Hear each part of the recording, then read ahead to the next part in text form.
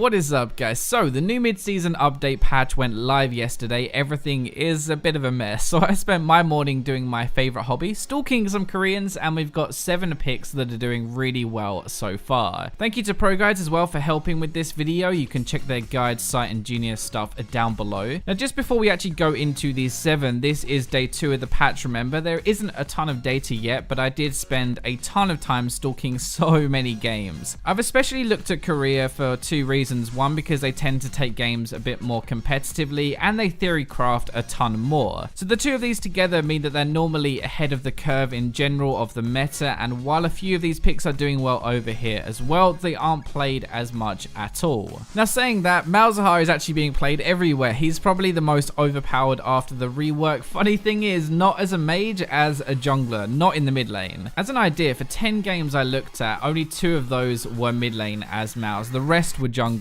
So the build wise, we're actually looking at Runic Echoes, maybe into a Rod of Ages sometimes, but Rylai's, Liandry's, Zhonya, Void, Guardian Angel, and cooldown reduction boots mostly. Skill order is maxing at W and then at E. Runes kind of all over the place, honestly. It's mostly AD reds, armor, magic resist, and cooldown reduction, and then either attack speed or ability power quints. Masteries were all strength of the ages in the jungle so far. Remember, this might actually change, but for now, that is what people are going with. So why does it actually work? The main reason is because of the insane clear you have with your W. The spawn rate is ridiculous. They tank and they do a ton of damage. Remember as well, jungle experience was also buffed after you upgrade the item, so it's actually better scaling into the game. You have insane dragon control, rift herald control. You can actually solo both of these. It's pretty ridiculous. We have percentage health damage now in our abilities, and your ganks aren't even that bad. Every 5 minutes you can flash into lane, press R, and it's almost a guaranteed kill. So our next one, Victor, actually had a reasonable amount of changes, but it was only classed as a minor update, and it kind of went under the radar a little bit, but there is a big difference to his ultimate damage. The burst is down, but the damage over time is up. It kind of makes his playstyle less risky, actually. You don't need to be as close. People aren't expecting the amount of damage from his ultimate now either. Surprisingly, in Korea at the moment, it's actually got a better win rate at lower elo. It's still really good higher, but it's actually better in like gold, bronze, and silver. The reason it's actually surprising is because Victor doesn't really have any mobility or anything like that, and normally at lower ranks, lack of mobility gets you killed a lot. I guess one thing is though, even though you aren't very mobile, neither are the other popular picks right now, like Nivea and Vel'Koz, Vlad. None of them really have much mobility, so you have good poke, good wave clear, and a good team fight. Build wise, it's normally upgrading into our 2nd or 3rd upgrade before anything else. Then Rylai's, Abyssal, Lichbane, Deathcap are the most common items. Skill order is still maxing E into Q. Masteries actually is Thunderlord though, and I guess part of that is because the laser counts as 2, so auto plus that is going to proc it.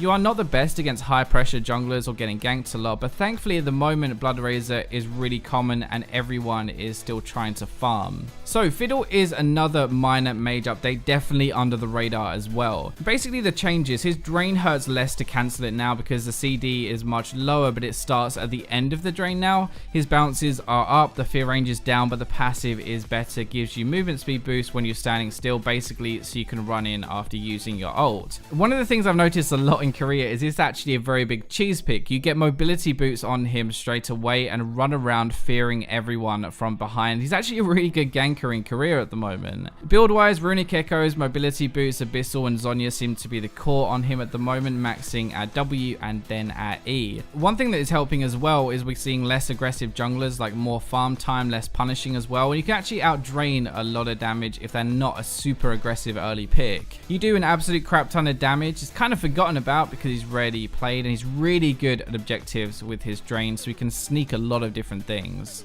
Fizz is actually interesting because he's a good mix between mid Fizz and tank top Fizz. It actually does make sense though. The other carry tanks are nerfed a little bit top lane. The new items are good for him, and he's also very good against immobile picks or immobile mages in general. Build wise, we have 2 very different things obviously. So Sunfire, Visage, Iceborne, Abyssal, kind of same as before, but for mid lane, Darksteel, Abyssal, Lichbane, Zhonya's Void, those are the kind of things that they're seeing built. Skill order for our top lane Fizz will be W then E, E then W for mid lane. The top lane lane will be getting Fervor of Battle and mid lane getting Thunderlords. We did actually say before Assassins might be better this patch, and it seems like while everyone is using newer things and new mages, Fizz is just sitting here waiting to eat them up. He has good early pressure on Dragon, can roam a lot, snowball the game more, and the lane phase is kind of less punished honestly now in both lanes. You can just reach a few items and go nuts. Abyssal is more magic resist, so even harder to kill. It is less damage, but you just let your base damage carry. So this one might be newer for us, but Skarner has been good for a little while now in Korea, but at the top win rate wise in most elos at the moment. This is now actually full tank Skarner for most of it. So Cinderhulk was buffed, it makes it even better as it gets later, and Skarner is very good at sticking onto people and standing next to them, which means more damage. Even with AD carries in theory being better versus tanks, now Skarner is a bit different. He can just flash ult you and kills you, or at least he's kind of too fast to kite. He can just run after you and you can't kite him. Build wise, most commonly is Cinderhulk, Swiftness Boost, Iceborne Visage, Locket, Guardian Angel, Sterix, Randuin's, just kind of picking out of those. We're actually seeing some Warrior Enchant into Triforce. Skarner's more of a carry build, but not as many as Cinderhulk anymore. Skill wise, maxing your Q then W, Strength of Ages for masteries, and the runes honestly are a bit random. Some attack speed, health, CDR, armor, some are going AD, armor, magic resist, CDR, and attack speed. He's probably the highest impact tank jungler that you can actually have, almost on the level of the old Udyr really. Super fast, super annoying, super tanky, and still does a lot of damage. Another thing that's so good as well is he's good versus AD and mid laners who are immobile, which are going to be played more now, but he's also good at protecting them on his team. He can grab, stun, and he's very tanky frontline. Talon is another one rising up a lot right now. Zed is permabanned at the moment, and every time that happens, Talon rises up. Every single time, it always happens. Same deal as Fizz, really. Immobile passive mages are weak to assassins. Immobile ADs are weak to assassins as well, so this is kind of the perfect game setup for Talon. This is kind of a Korean specific thing, so a bit different, but Talon snowballs games really hard, and games are actually a lot shorter with a Talon in them than average. He has an insane amount of damage with just a few items, and it kind of hurts to build a Zhonya now on a mid lane, less AP and stuff like that, so it's less attractive to do it, and if they do, they are weaker, which means it's less chance of killing your whole team. It's kind of a double advantage. So build wise, we're going to go Ghostblade, Boots, Tiamat, and then Duskblade. We're not actually finishing that Tiamat though, we really only want it for the active damage in our combo. Skill order, W into Q, masteries are going to be the Thunderlords, and for runes, most people are going heavy armor pen. So armor pen reds, armor yellows, magic resist blues, and then either armor pen quints or AD quints. It's interesting, he's actually used a lot when playing against Zed, like as a counter I guess. The meta has definitely shifted less into tanks in Korea, which means Talon is just going to be better. He's not great versus tanks, but he is great versus low health targets. So Ashe is interesting because she gets bummed in a lot of games, but she still wins. Like in a lot of games, actually, she'll have a negative score. She also does have a lot of really good scores as well, so we can't ignore that. But it's really important to win games you're not doing amazing in. She's just so good at being carried. Like you have the kite utility, you have insane damage steal when you're left alone, and you have your arrow to pick people off. She is really good at tank killing anyway, good at lower health targets with her Q, high range, slow, good lane phase, and amazing team fight. I actually predicted she'd be overpowered because of Rageblade, but funnily enough, she is OP, but not using Rageblade at all in Korea, really. The build is actually Infinity Edge mostly. Some go Essence Reaver, but most Infinity Edge, then Runans, and then we have a choice of either Essence Reaver for Glass Cannon, Blade the Ring King for tanks, Bloodthirster, or Last Whisper.